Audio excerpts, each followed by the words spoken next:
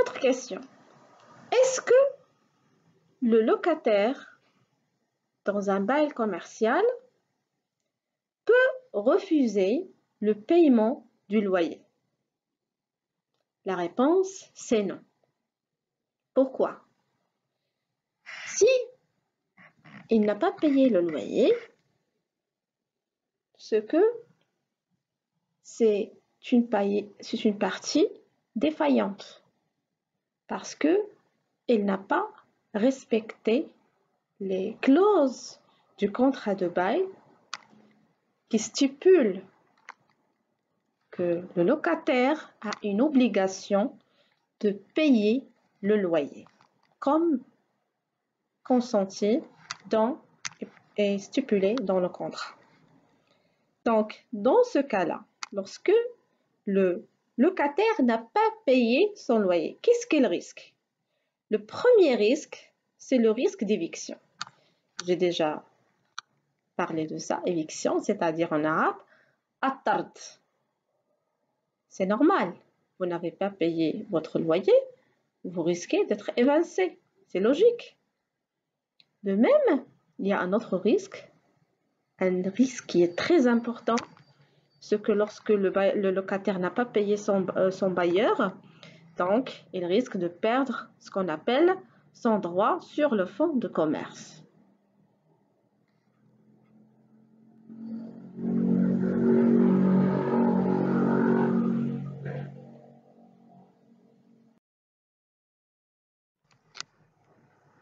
Je vais poser également une autre question. C'est quoi la différence entre un locataire et un propriétaire d'un local commercial? Est-ce que ce sont deux personnes différentes ou on parle de la même chose? Permettez-moi de vous dire que le locataire n'est absolument pas le propriétaire du local. Pourquoi? Parce que le propriétaire du local, c'est un propriétaire qui a deux types de propriété. Il a la propriété du local et la propriété du fonds de commerce. Par contre, le locataire, dans un contrat de bail, il a un droit d'usage. Ce n'est pas un droit de propriété. Sur le local, il a le droit d'exploitation, d'exercer son commerce comme il veut. Il a un droit d'usage et il a un droit de propriété, mais pas sur le local, mais uniquement sur le fonds de commerce. Bien sûr, après expiration de 2 années d'exercice de l'activité commerciale pendant 2 années consécutives.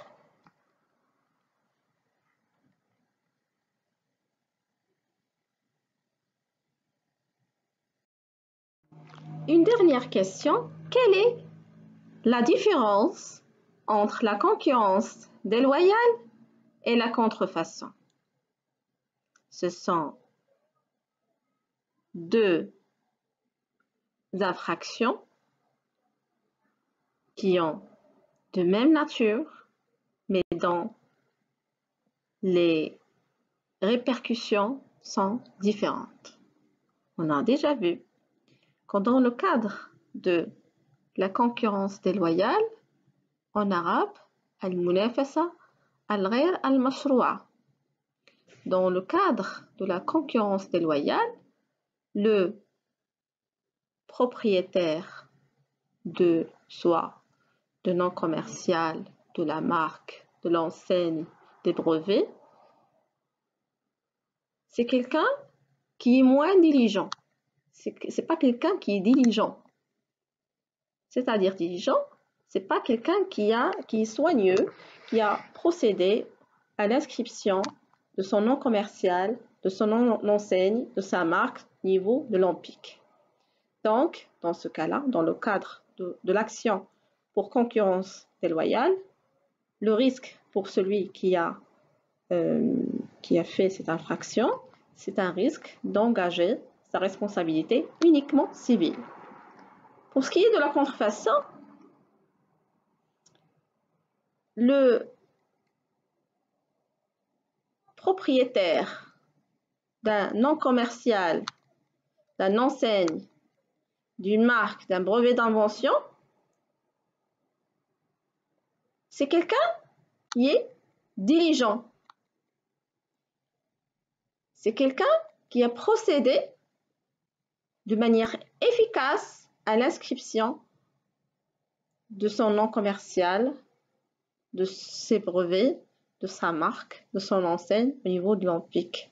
L'ONPIC, c'est l'Office marocain de la propriété industrielle et commerciale. C'est quelqu'un qui est sécurisé, donc il a un droit privatif, un droit qui est reconnu. Il peut être sécurisé au niveau national et international. Personne ne peut user de son enseigne, de sa marque, de son nom commercial.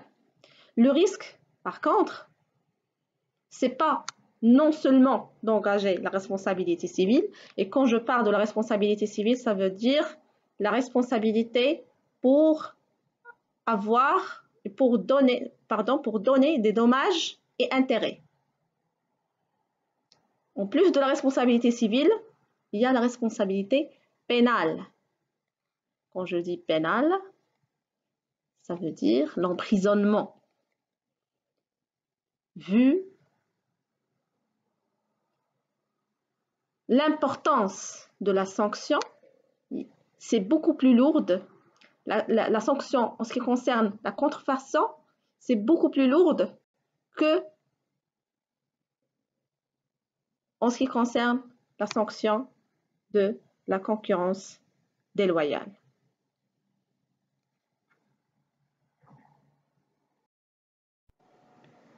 Maintenant, je vais vous donner un exercice que vous devez faire. Analysez le cas suivant et répondez aux questions suivantes à partir de ce qui est déjà enseigné. Monsieur Fouchard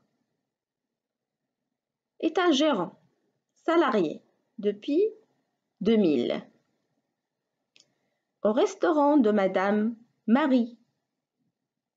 Un séjour en 2009, la propriétaire du restaurant a décidé de vendre à Fouchard le fonds de commerce. En 2009, Monsieur Fouchard a procédé à l'immatriculation de sa société commerciale au registre de commerce. Il a veillé à ce que la dénomination et l'enseigne de la société, la dénomination c'est le nom commercial de la société, l'enseigne c'est le signe de la société. Donc, M. Fouchard, il a veillé à ce que la dénomination et l'enseigne de la société soient protégées par l'ONPIC, l'Office marocain de la propriété industrielle et commerciale. En 2011, Madame Marie pensait à exercer dans le domaine de restauration à nouveau, mais avec la même dénomination sociale et même enseigne. Question 1. Quel est le statut juridique de Monsieur Fouchard en 2000? Et quelle est la nature de relation avec Madame Marie? Question 2. Quels sont les droits de Madame Marie? Question 3. Quels sont les droits des créanciers de Madame Marie suite à la vente du fonds de commerce? Question 4. Quels sont les droits de Monsieur Fouchard. Question 5. Quels sont les risques que peuvent avoir Madame Marie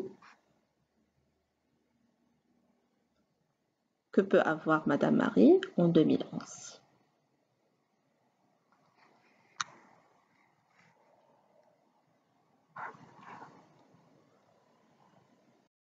Nous allons répondre d'après le cas sur la première question. Quel est le statut juridique de Monsieur Fouchard en 2000? Et quelle est la nature de relation avec Madame Marie? Donc, d'après le cas, on a déjà vu que Fouchard, c'est un gérant salarié. Et qu'est-ce que ça veut dire un gérant salarié? Un gérant salarié, c'est un simple salarié qui a un contrat de travail, de gérance. C'est pas comme la gérance libre. Non, le gérant salarié, il touche un salaire. Par contre, le gérant libre, c'est un gérant qui donne un loyer pour le propriétaire du local. Pour le gérant salarié, c'est quelqu'un qui a des droits et des obligations. Les droits de ce salarié, il a droit au congé, il a droit au salaire, il a droit à l'autorisation d'absence, tout ce que vous voulez. Et une obligation d'assurer sa fonction dans les meilleures conditions.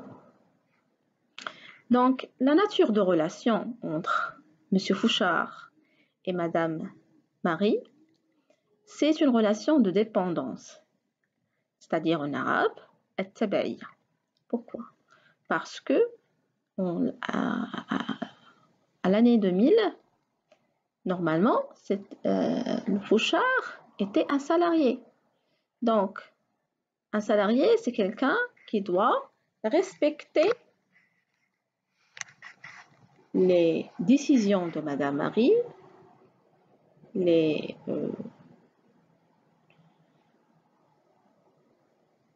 tout ce qu'elle lui demande, elle doit l'exécuter.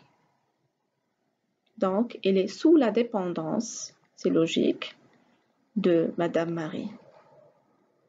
Puisqu'il touche un salaire, elle doit répondre à certaines obligations. Elle doit respecter tout ce que lui demande Madame Marie.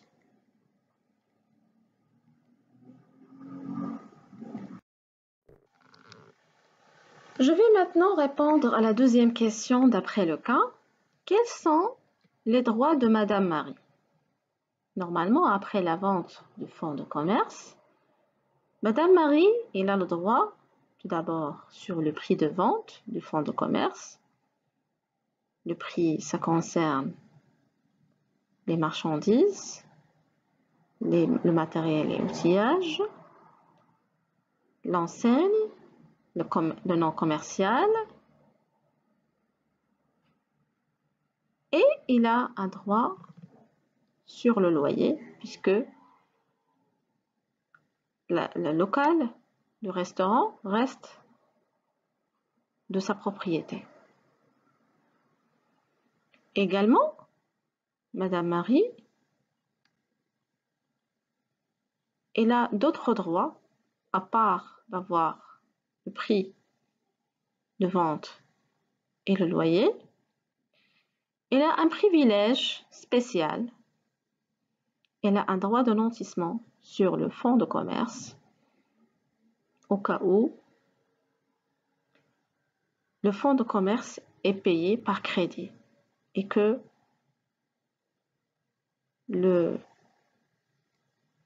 l'acheteur du fonds de commerce n'a pas assez de liquidité pour payer la totalité en espèces du fonds de commerce.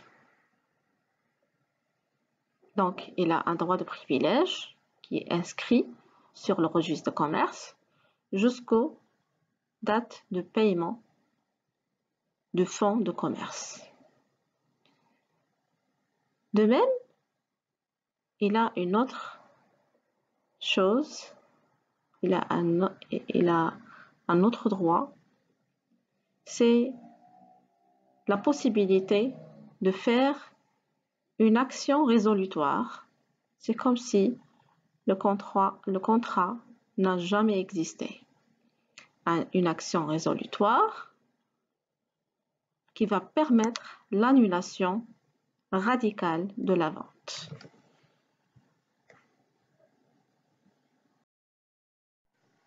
Une autre question.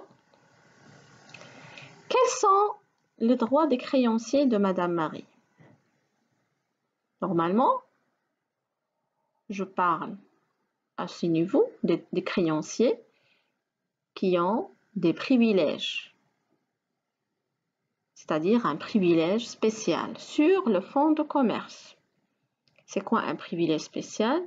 C'est-à-dire une garantie au niveau du fonds de commerce, sur le fonds de commerce.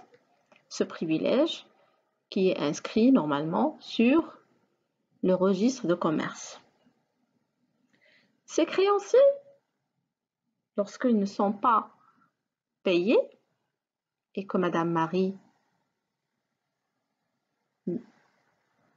n'a pas procédé à leur paiement, dans ce cas-là, ces créanciers peuvent s'opposer au versement du prix de fonds de commerce au niveau du tribunal. Madame Marie, il ne pourra toucher le prix de la vente du fonds de commerce que lorsque elle paye ses créanciers. Et c'est logique, puisqu'ils ont garantie sur le fonds de commerce.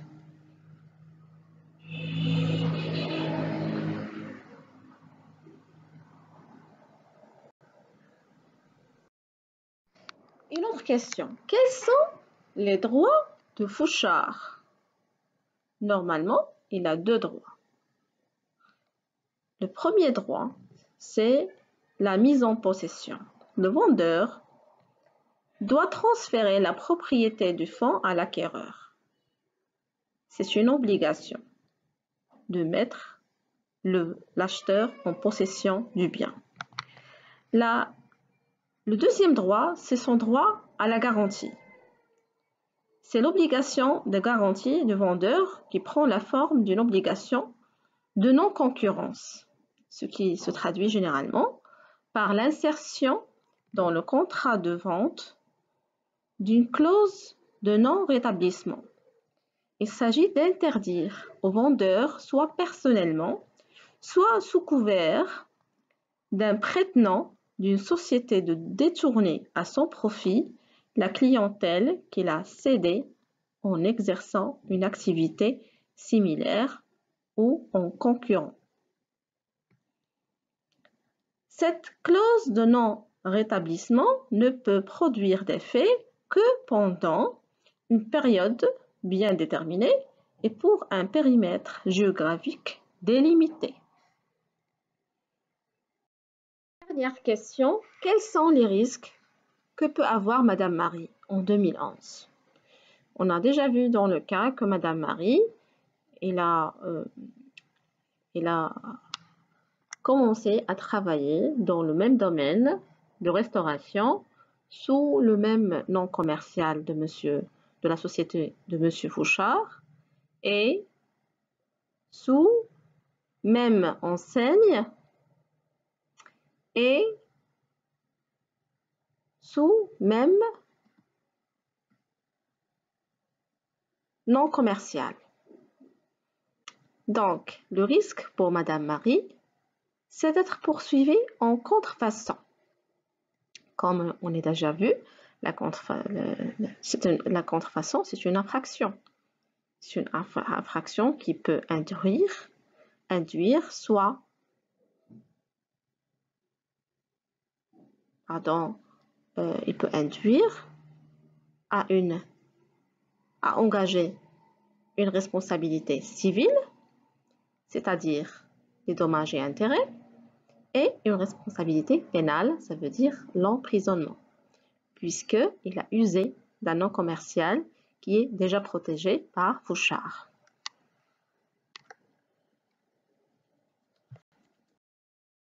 ce feedback, permettez-moi de vous parler des opérations qui peuvent porter sur le fonds de commerce. Il s'agit de la mise en apport du fonds de commerce dans le capital d'une société commerciale et du nantissement du fonds de commerce. Ça veut dire la mise en garantie.